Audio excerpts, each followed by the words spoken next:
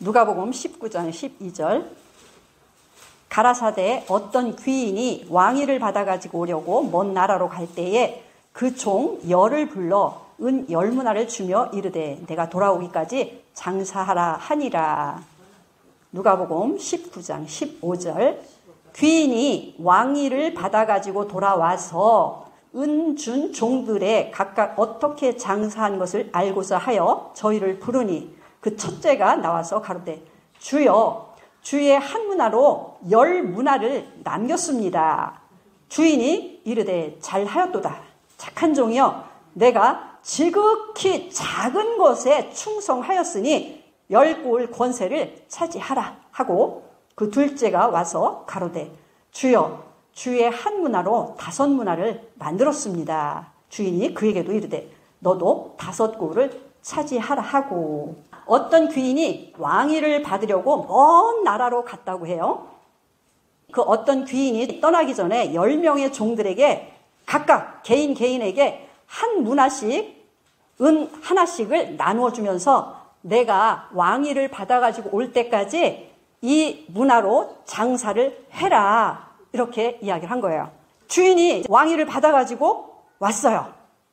문화를 맡긴 종들에게 자, 계산하자. 너희들 그동안 문화 가지고 장사한 거 가지고 와. 자, 이렇게 했죠. 그때 첫째 종이 와서 주인님, 제가 한 문화로요 10문화 남겼어요. 잘했다. 착하고 충성된 종아, 내가 작은 일에 충성하였으니 내가 10골 다스릴 수는 권세를 줄게. 작은 일에 충성했는데 10골 다스리는 것을 주게 돼요. 많은 걸 맡겨주겠다고 했어요. 두 번째 종도 주인님, 저는요 5문화 남겼어요. 잘했구나. 5문화? 너도 5골 다스릴 수 있는 권세를 줄게. 이렇게 말씀하신 거예요. 일을 한 자에게, 수고한 자에게는 그것에 대해서 주시겠다고 이렇게 말씀을 하신 거예요. 보세요. 귀인이 왕위를 받으려고 먼 나라로 떠났다는 것은 예수님께서 인류를 위해서 십자가에서 값을 내주기 위해서 오셨잖아요. 값을 주고 팔린 자들을 사시고 이 땅에서의 구속 사역을 완성하셨어요. 그리고 어디로 가셨어요? 먼 나라로 가셨어요. 성경에 그대로 귀인이 간 것처럼 타국으로 가셨어요.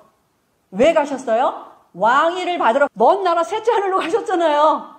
왕위를 받아가지고 오실 때는 언제죠? 그렇죠. 만 왕의 왕이요 만 주의 주로 이제 이 세상에 들어오실 거잖아요.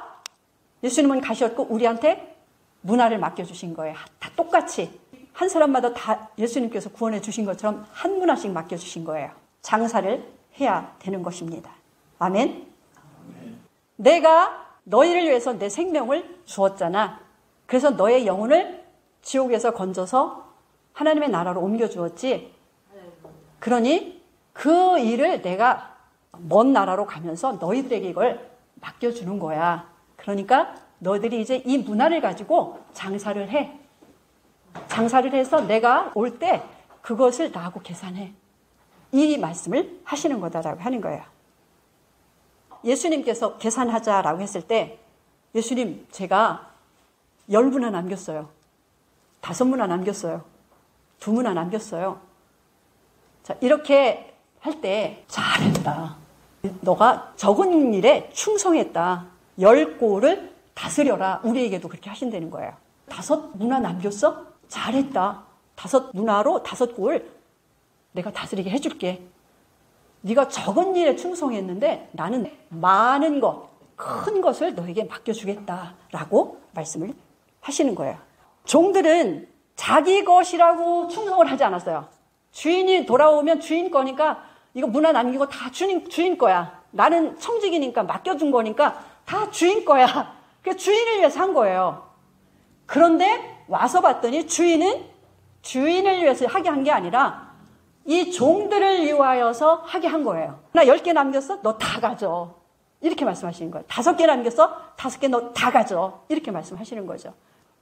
주인을 위해서 했다고 생각했던 그 모든 것들이 나 자신을 위해서 한 것이 되었더라라고 하는 것을 알 수가 있어요. 그래서 저와 여러분이 이 땅에 사는 동안에 예수님 오실 때에 우리가 회개를 할 때 저와 여러분이 하신 그 어떤 섬김과 헌신이나 이런 여러 가지 것들이 결국은 하나님께서 다시 저희들에게 돌려주시는 그와 같은 은혜를 알 수가 있는 것입니다.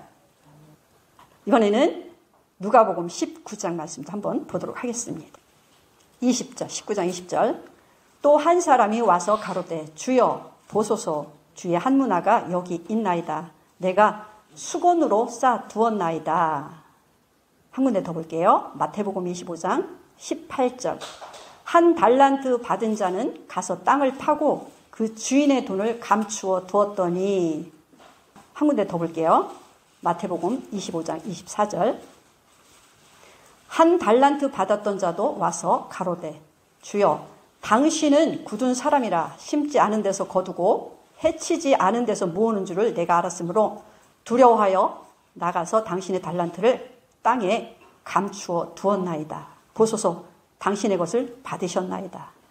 그 주인이 대답하여 가로되 악하고 게으른 종아 나는 심지 않은 데서 거두고 해치지 않은 데서 모으는 줄로 내가 알았느냐.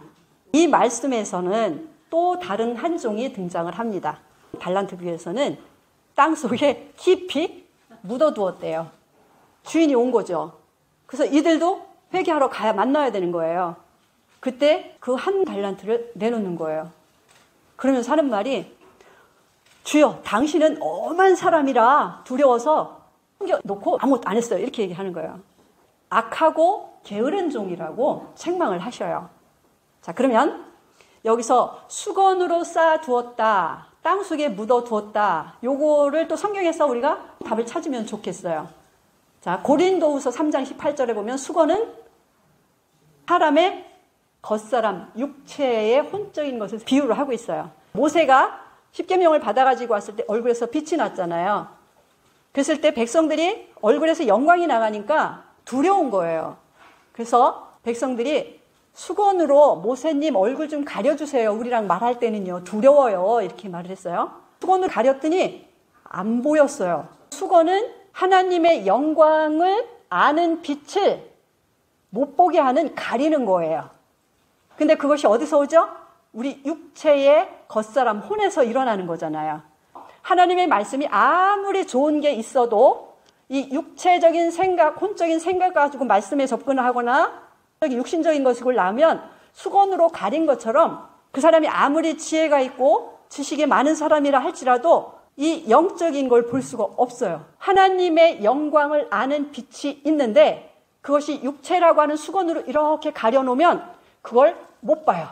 그래서 이 수건을 어떻게 해요? 걷어내야 돼요. 수건을 걷어내면 모세에게 영광이 보였던 것처럼 하나님의 영광을 아는 빛이 우리에게 들어와서 알아서 보여요. 그러면 이제 어떻게 생각해요? 수건을 덮은 그런 삶을 살지 않고 그 영광을 보는 그런 삶을 살 수가 있는 거죠.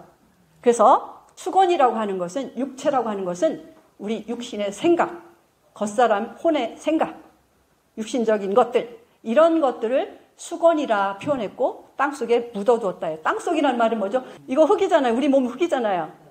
죽으면 이제 이거 흙으로 돌아가잖아요. 이 흙 속에 감추었다는 거예요. 이 땅속에 묻어놨다는 거예요. 그냥 이제 내비두고 이제 내 마음대로 산 거예요. 내 원함대로 산 거예요. 그리고 이제 예수님 오셔서 계산은 해야 돼. 이거 꺼내놓은들 그때는 늦은 거죠. 그래서 악하고 게으른 종아라고 책망을 하셨다라고 말씀을 하고 있는 것입니다. 그래서 저와 여러분에게도 하나님을 아는 빛 가운데서 거듭난 성도로서 지금 하늘의 시온성을 향해서 가고 있지만 여전히 육체라고 하는 수건이라고 하는 이 겉사람을 안고 지고 살아가고 있습니다. 이걸 또 우리가 부정하면 안 돼요. 저와 여러분이 하나님의 말씀을 통하여서 겸손한 마음으로 날마다 우리 안에서 올라오는 이 수건과 육체라고 하는 이 겉사람의 것들을 자꾸 이렇게 벗겨내는 일을 해야 돼요. 하나님의 말씀으로 자꾸 밀어내는 일을 해야 돼요. 하나님과 나 사이에 막힌 수건이 없이, 막힌 담이 없이 그 영광의 빛 가운데서 그분의 인도하심을 따라서 우리가 한 걸음 한 걸음 나아갈 때 선한 청지기로서 내 삶의 주권이 하나님께 있고 그분이 인도해 가시는 길을 우리가 다르게 갈 수 있다라고 하는 것을 가르쳐주는 교훈이 이 말씀 안에 있다라고 저는 생각을 합니다. 결국 이 악한 게으른 종은 어떻게 말씀을 하셨느냐 하면 마태복음 25장 30절에 이 무익한 종을 바깥 어두운 데로 내어 쫓으라. 거기서 슬피 울며 이를 갈미 있으리라 라고 기록을 하고 있습니다. 이 땅에서 거듭난 성도들이 하나님 나라를 위하여 종으로 섬기는 일은 그 마음속에 하나님을 왕과 주인으로 모시지 않으면 하나님의 통치 안에서 그분의 뜻을 따라 순종하고 살겠다는 의지와 믿음으로 나를 거기에 굴복시키지 않으면 청지기로서 이런 삶을 살기가 어렵다라고 하는 거예요. 하나님께서는 그걸 알기 때문에 만주로 오셔서 이 세상에서 우리를 회개할 때 그 힘든 육체의 혼적인 갈등과 싸움과 어려운 것들을 잘 극복하고 선한 청지기로서 이렇게 많은 문화들을 남겨서 나를 위해서 헌신했으니 잘했다고 칭찬을 받기에 합당하다라고 말씀을 하는 겁니다. 이 문화를 남겼다고 하는 것은 결국 저와 여러분의 삶과 입술을 통해서 내가 이렇게 구원을 받았어. 내가 이렇게 하나님 앞에 은혜를 받았어. 구속을 받았어. 그래서 이 구속받은 거듭난 성도의 복음에 대해서 나누어 주는 게 문화장사 하는 거예요. 여러분들 문화장사가 다른 거 없어요. 여러분들에게, 저와 여러분에게 남겨주신 것이 맡긴 게 그 문화예요. 너를 내가 소중하게 생각하고 존귀히 여기는 것처럼 이 복음 안에 들어오지 못한 다른 영혼들도 내가 똑같이 사랑해. 그런데 내가 너를 구원한 것처럼 그 일을 이제 너가 해주면 안 되겠니? 너가 그 문화 장사를 해서 10개, 5개, 1개, 2개 남겨주지 않겠니? 그것이 바로 선한 청직이고 내가 기뻐하는 나의 자녀가 해야 될 일이야 라고 말씀을 하시는 것을 볼 수가 있습니다. 저와 여러분은 오늘도 문화 장사를 굉장히 열심히 하셨어요. 하고 계세요. 아침에 와서 기도하셨죠? 찬양하고 예배하고 하나님 높이죠? 형제들 섬기죠? 이게 뭐죠? 문화 장사를 지금 잘하고 계시는 거예요. 아이고, 나가서 복음 전하고 거듭나게 하는 게 그게 문화 장사지. 맞아요. 궁극적으로는 그걸 해야 돼요. 근데 그 일을 위해서 우리 임마누엘 집사님들이 제일 큰일 하는 거예요. 기도의 지원이 없으면 그 일을 할 수가 없어요. 우리 임마누엘 집사님들은 우리 형제님들이 문화 장사 잘할 수 있도록, 복음 전하는 일을 잘할 수 있도록 성령으로 기름 부어주시고 능력을 주셔서 잘할 수 있게 도와주세요 하고 기도를 한다면 우리 임마누엘 집사님들 어르신들이라도 문화 장사 하는 거예요? 안 하는 거예요? 하는 거예요. 우리 모두는 문화 장사를 같이 함께 하고 있다. 그래서 그 문화를 지금 하나하나 하나님 나라로 이끌고 있다. 이 일에 저와 여러분이 지금 사용되어지고 있다라고 하는 거예요.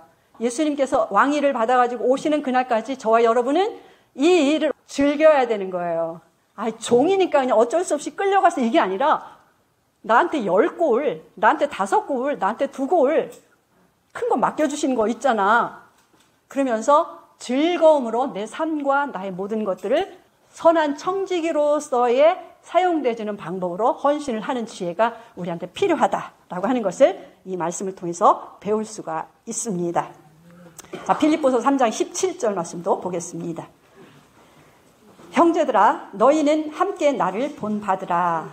또 우리로 본을 삼은 것 같이 그대로 행하는 자들을 보이라. 내가 여러 번 너희에게 말하였거니와 이제도 눈물을 흘리며 말하노니 여러 사람들이 그리스도 십자가의 원수로 행하느니라. 저희의 마침은 멸망이요 저희의 신은 배요 그 영광은 저희의 부끄러움에 있고 땅의 일을 생각하는 자라라고 말씀을 기록하고 있어요. 수건에 쌓아두었고 땅속에 묻어둔 자의 삶을 사도 바울은 이렇게 표현을 하고 있습니다. 우리가 육체를 입고 살아가기 때문에 이 땅에서 필요한 것을 같이 하면서 가야 돼요. 그것을 하나님께서 무시하는 게 아닙니다. 요셉은 총리로서 그 권한을 행사하고 그 권력을 누렸어요. 근데 그게 내 것이고 영원한 것이라고 생각한 건 아니에요. 하나님께로부터 온 것이고 이것은 하나님의 영광을 위해서 사용되어지는 거야 라고 하는 주권을 인정하는 거예요. 열 문화 비유에서 열 문화를 남긴 종들에게 잘했다 칭찬하고 10골을 주신다고 하셨잖아요. 그러면 10골이 뭘까? 다섯굴이 뭘까? 군수, 면장, 대한민국 뭘까? 요한복음 1장 10절 말씀 보겠습니다. 그가 세상에 계셨으며 세상은 그로 말미암아 지은 바 되었으니 세상이 그를 알지 못하였고 라고 했어요. 자, 여기서 그가 세상에 계셨으며 했을 때요, 그는 예수 그리스도이시죠. 예수님이 세상에 계셨고 세상은 그로 말미암아 지은 바 되었다라고 했어요. 자, 그럼 여기서 그로 말미암아 지었다 했을 때 여기서 말미암아는 다른 말로 예수 그리스도를 이화여 예수 그리스도에게 주시려고 이렇게 번역을 해도 된다라고 해요. 히브리서 1장 2절 말씀도 볼게요. 이 모든 날 마지막에 아들로 우리에게 말씀하셨으니 이 아들을 만유의 후사로 세우시고 저로 말미암아 모든 세계를 지으셨느니라. 자, 이 아들은 창세전에 하나님께서 낳으신 독생자 예수님이잖아요. 아들을 하나님의 후사로 세우시고 저로 말미암아 모든 세계를 지으셨느니라 그랬어요. 자, 여기서 말미암아를 이렇게 후사로 세우시고 그 아들을 이유하여 그 아들에게 주시려고 모든 세계를 지으셨느니라 라고 하셨어요. 이 우주 만물 누구를 위해서 지으셨다고요? 골로새서 1장 16절 말씀도 한번 더 볼게요. 자, 만물이 그에게 창조되되 하늘과 땅에서 보이는 것들과 보이지 않는 것들과 혹은 보좌들이나 주관들이나 정사들이나 권세들이나 만물이 다 그로 말미암고 그를 위하여 창조되었고 또한 그가 만물보다 먼저 계시고 그 안에 함께 섰느니라 라고 말씀하셨어요. 자, 다시 하늘과 땅, 보이는 것들, 보이지 않는 것들, 보좌들, 주관, 권세, 만물이 다 누구를 위해서 창조되었다? 그 아들을 위하여 창조되었고 그는 창세 전에 낳으신 하나님의 아들 예수 그리스도이시다. 아멘. 자, 그러면 아들에게만 다 주시면 어떡하라고 우리는. 독생자이신 그 아들에게만 주시는 게 아니라 하나님께서 이 세상에서 값을 주시고 우리를 사셨잖아요. 피로 사셨다는 말은 예수 이름으로 침례를 받을 때 범죄하기 전에 아담의 상태를 회복하는 거예요. 예수 이름 침례가 이렇게 굉장한 일을 하는 거예요. 예수님의 이름으로 침례를 받을 때 그 예수님의 이름 안에 그 피의 효력이 있고 값을 낸 것이기 때문에 아담의 범죄하기 전의 상태로 우리가 회복되는 거예요. 그런데 그거 갖고 되나요? 여러분, 그냥 에덴 동산에서 죄짓지 않는 몸으로 사는 것으로 모형이잖아요. 하나님의 경륜 안에는 실체가 있잖아요. 성령 침례를 받을 때 어떤 일이 일어나요? 하나님의 아들의 권세는 예수 이름 침례 받을 때 일어나는 게 아니에요. 하나님의 성령을 받을 때 그때 비로소 하나님의 아들의 권세를 얻는 거예요. 그래서 성령을 받았을 때는 이제 에덴 동산의 아담의 수준이 아니라 독생자, 맏아들 예수님이 이 세상의 영광의 광채의 옷을 벗기 전에 가지셨던 하나님 자신의 영광의 형체의 모습으로 그만큼 상승시켜 주시는 예수님께만 하시는 것이 아니라 저와 여러분에게도 해주신다는 거예요. 그래서 예수님은 맏아들이 되시고 저와 여러분은 아들들인데 예수님과 형제가 되는 거예요. 하나님께로부터 낳으신 거예요. 창세전에 거룩히 하는 자, 거룩히 함을 우리 모두가 한 하나님 아버지로부터 태어났다. 하나님은 아들을 창세전에 낳으셨어요. 그리고 우리는 어떻게 낳으셨어요? 진리의 말씀으로 낳으신 거예요. 진리의 말씀으로 낳는 게 뭐죠? 죄를 씻고 하나님의 성령을 받아들였을 때 그게 물과 성령으로 거듭나는 복음이고 그 말씀 안에 들어왔을 때 그것이 하나님께서 우리 영을 낳으신 증거라는 거예요. 그래서 이제는 하나님이 우리의 지으신 아버지가 아니라 우리를 낳아주신 아버지. 제 설명보다 성경 말씀에 있는 게 더 정확하죠? 갈라디아서 3장 27절 말씀. 누구든지 그리스도와 합하여 침례를 받은 자는 그리스도로 옷 입었느니라. 너희는 유대인이나 헬라인이나 종이나 자주자나 남자나 여자 없이 다 그리스도 예수 안에서 하나이니라. 너희가 그리스도께 속한 자면 곧 아브라함의 자손이요 약속대로 유업을 이을 자다라고 말씀을 하셨어요. 자, 다시 여기서 보세요. 누구든지 그리스도와 합하여 침례를 받은 자는 그리스도로 옷 입었다라고 했어요. 이 침례는 예수 이름으로 받는 물 침례일까요? 성령 침례일까요? 예수 이름으로 받는 침례는 죄인의 죄수복을 벗는 거예요. 우리 영혼의 죄를 씻는 거예요. 예수 이름 침례는 벗는 거예요. 저와 여러분이 죄인이었는데 예수 이름으로 침례를 받을 때 그 죄가 싹 벗겨지는 거예요. 벗는 겁니다. 그러면 여기서 그리스도로 옷 입는다 했을 때는 이 침례는 뭐겠어요? 성령 침례입니다. 성령 침례만이 그리스도로 옷을 입을 수가 있어요. 더러운 죄수복을 벗었기 때문에 이제는 옷을 입어야 돼요. 그럼 어떤 옷을 입어야 되느냐? 여러분 에덴 동산에서 아담과 하와에게 입혀줬던 짐승 대신 죽었던 가죽 옷 입으실래요? 무화과 나무 옷 입으실래요? 그건 다 없어져요. 무화과 나무 벗어지죠? 좋은 가죽으로 만들어도 그거 오래 못 가요. 그럼 여기서 성령 침례를 받은 우리에게 그리스도로 옷을 입힌다. 그럼 어떤 옷을 입히는 거예요? 놀랍습니다. 이 옷은 하나님 자신의 영광의 옷을 입히는 거예요.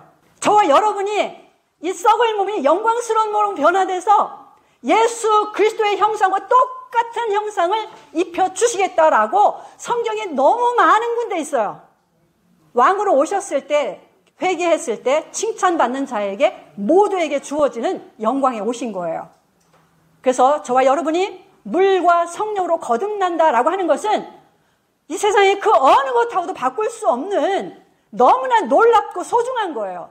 그런데 말이에요. 이 귀한 것을 나만 갖고 있으면 이 문화를 가지고 나만 구원받으면 되고 땅속에 묻어두거나 수건에 싸두면 돼요? 안 돼요? 안 되죠. 네. 여러분들이 좋은 거면 소문내게 돼 있어요. 하나님께서 저와 여러분을 영원한 하나님의 영광의 광채의 모습으로 하나님 마다들의 형상과 똑같게 해주시겠다고 하는 약속이 주어졌는데 이것을 저만 갖고 있으면 되겠냐고요. 여러분들이 가장 사랑하는 사람 누구예요? 남편, 가족, 자녀들. 이거 어떻게 해서라도 죄수복 벗기고 이 영광의 옷 입을 수 있도록 종으로 섬겨야죠. 아내의 머리는 남편, 남편의 머리는 그리스도, 그리스도의 머리는 하나님이잖아요.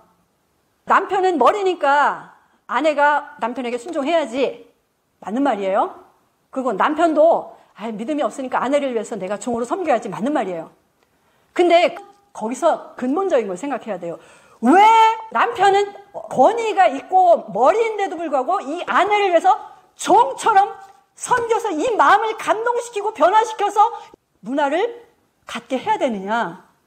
이게 너무 귀한 거예요. 내가 사랑하는 사람에게 이 귀한 걸 줘야 되는 거예요. 그런데 이거 귀한 거보다 내 자존심이 더 중요해서 순종을 하라면 아내가 순종을 해야지. 그게 아니라 남편이든 아내이든 부부관계에서 권위가 있지만 남편의 영혼을 위해서라면 아내의 영혼을 위해서라면 내가 받은 것이 정말 귀하다고 하는 것이 성경적으로 증명이 됐다면 믿는다면 이 귀한 것을 주기 위해서는 형식적인 종이 아니라 진짜 종이 돼야 되는 거예요. 진짜 종이 되는 게 뭐냐? 예수님은 하나님의 아들이잖아요. 최고로 사람 중에 존귀한 자잖아요.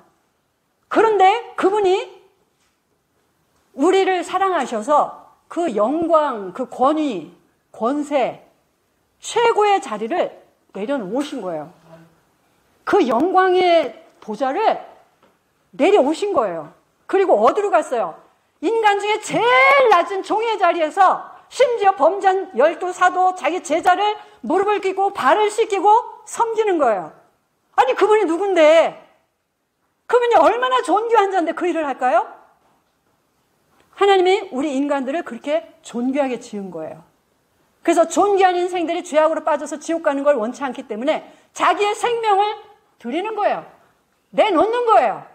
그럼 그냥 내가 죽게 그게 아니라 행동하는 거예요. 그래서 종의 모습을 입고 종으로 살아가신 거예요. 그래서 저와 여러분이 지금 오늘 여기에 있는 거예요. 이것처럼 우리 삶 가운데 예수님처럼은 할 수 없지만, 그러나 우리 모두에게 내가 가장 주변에 사랑하는 사람들을 위해서는 어떻게 섬길까? 저 영혼 구원해야지. 빨리 침례받고, 빨리 회개해. 빨리 성령 받아. 기도해. 이게 아니라, 그게 아니에요. 그 사람을 진짜 진심으로 사랑하는 마음이 시작돼야 돼요. 그냥 사랑해 주는 거예요. 존중해 주는 거예요. 너가 있어서 너무 고마워. 너는 소중한 사람이야. 하나님이 나한테 그렇게 알려주셨어. 그래서 나는 너를 하나님의 그 소중한 존재의 한 사람으로 인정해. 진심이야. 이런 마음이 내 삶을 통해서, 내 입을 통해서, 내 관계를 통해서 이게 그냥 흘러가야 돼요. 그렇게 하다 보면 그 사람이 내가 가족이고 자녀고 부모고 뭐 형제고 간에 빗장을 조금씩 열잖아요. 나를 진짜 사랑하는 것 같아. 빗장을 열잖아요.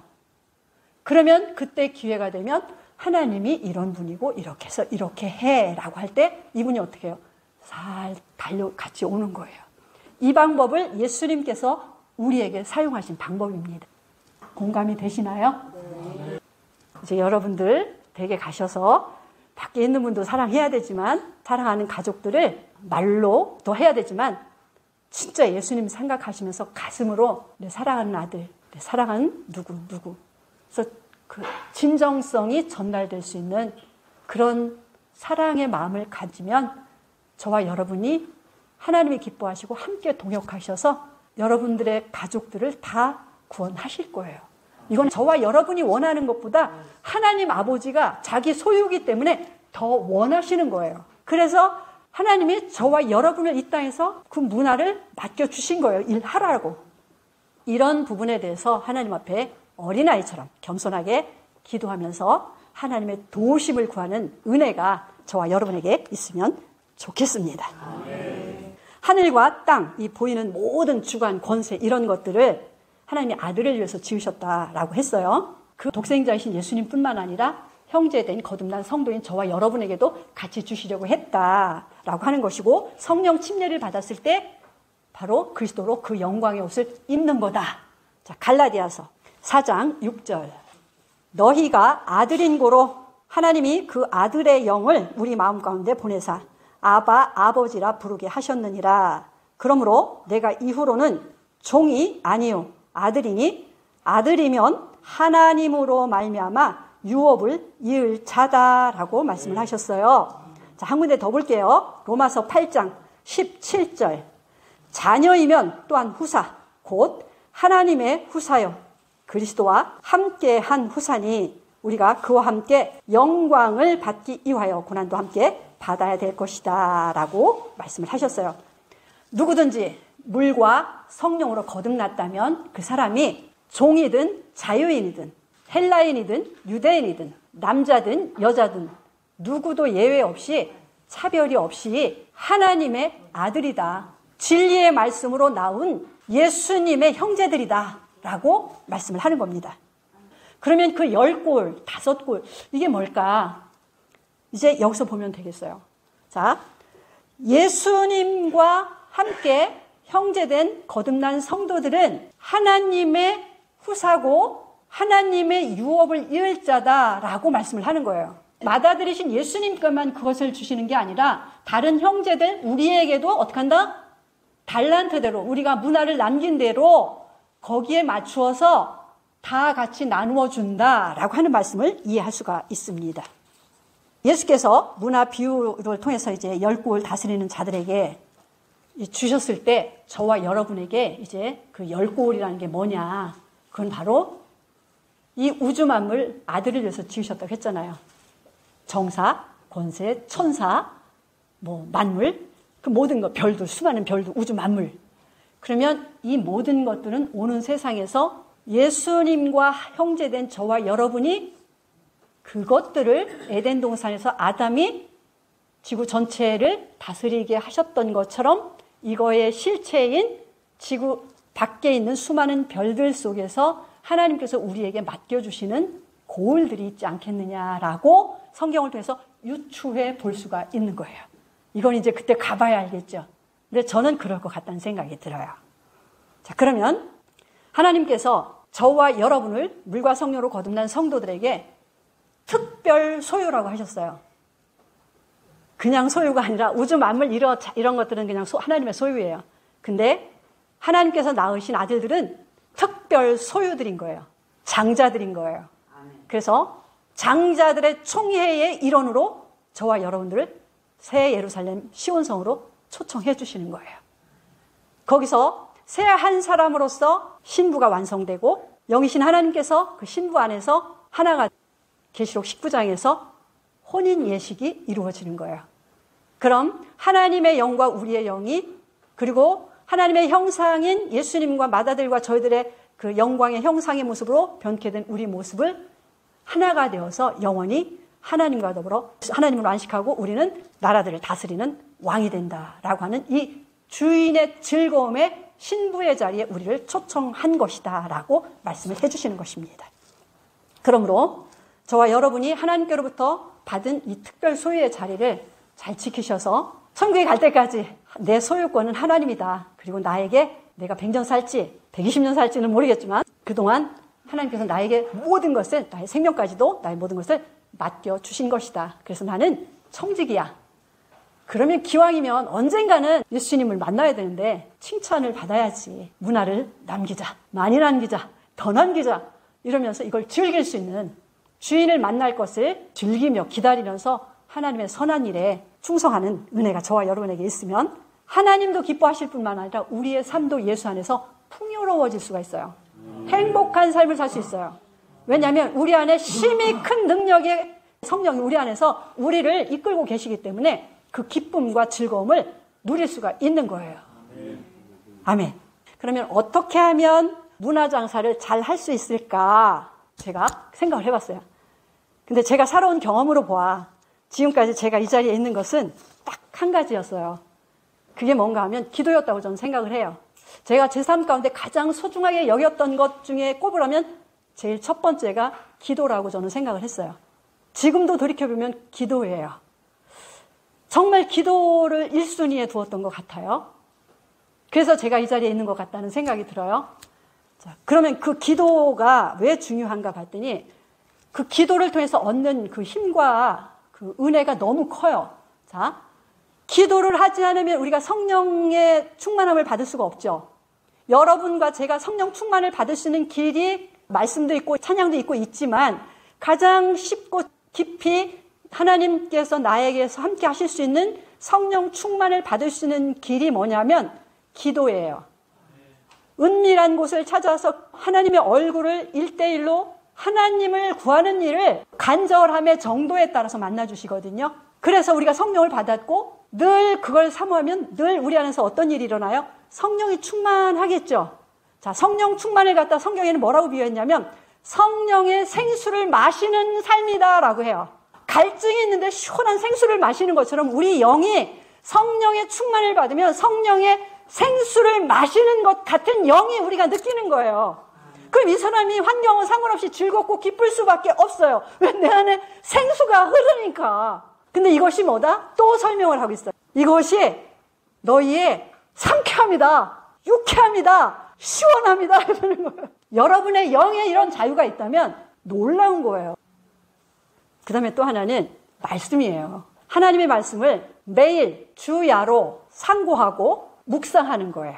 말씀을 상고하는 거는 그냥 막 읽는 게 아니잖아요. 이 말씀이 그러한가? 이 말씀이 이러한가? 생각하면서 읽는 거잖아요. 그리고 그 말씀을 어떻게 해요? 매일 주야로 생각날 때마다 시간 날 때 계속 묵상하는 거예요. 그 말씀을. 그러면 이 말씀은 살아있는 말씀이잖아요. 이 말씀이 묵상하고 상고하는 중에 계속 이 말씀이 살아서 역사를 해요. 내 안에서. 이 말씀이 막 깨달아져요. 역사를 막 해요. 시편 기자는 그렇게 말하잖아요. 이 말씀이 꿀송이보다 더 달아. 여러분 꿀 너무 달고 맛있잖아요. 변하지도 않잖아요. 꿀은. 그죠? 상하지 않아요. 말씀이 송이 꿀처럼 달고 맛있다고 그랬거든요. 그러면 이 말씀은 하나님의 말씀이 우리 영이 꿀송이처럼 달고 맛있게 느낀다는 거예요.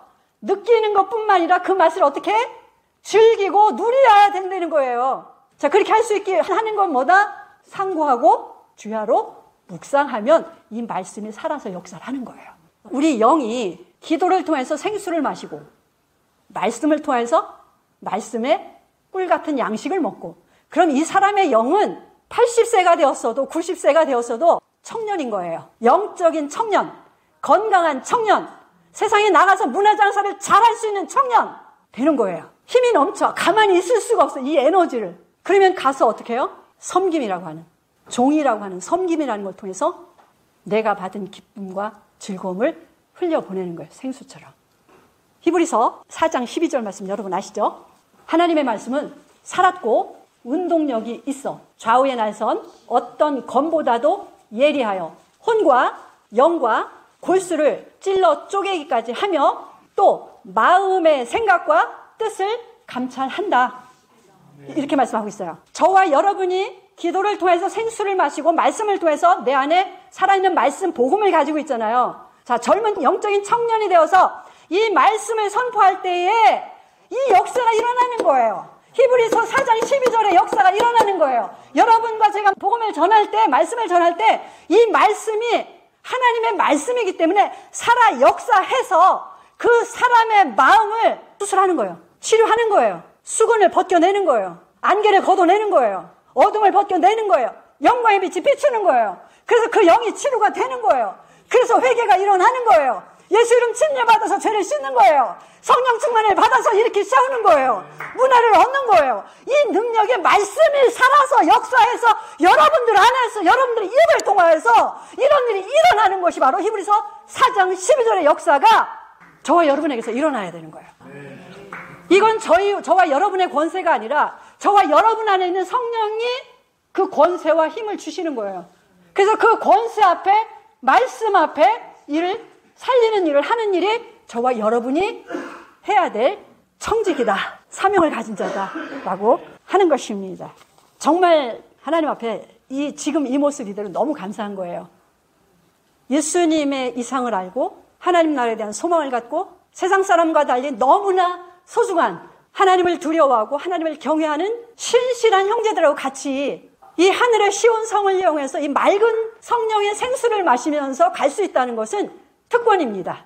근데 세상은 너무나 악하고 어두워서 우리가 잠깐만 놓치면, 우리가 잠깐만 세상으로 나가면 그 어둠이 잡는 거예요. 그래서 이 수건을 또 가려서 또 방황을 하는 이런 일이 지금 이 세상이 이렇게 악한 거예요. 그래서 저와 여러분이 더 밝은 빛을 비추고 이 빛을 통해서 더 많은 어두움 속에서 방황하는 길을 모르고 어디가 길인지 모르고 죽은 뒤에는 무슨 일이 있는지도 모르고 그냥 이 땅에서 부자처럼 하루하루를 내가 나를 위해서 이렇게 살자 하면서 하루하루를 답 없이 살아가는 이 수많은 인생들에게 빛이 되어서 영혼들을 한 사람이라도 이끌어서 하나님께로 인도하는 문화 장사를 저와 여러분이 올해는 더 잘 하셔서 하나님께 칭찬받는 은혜가 있기를 원합니다. 아멘. 감사드립니다.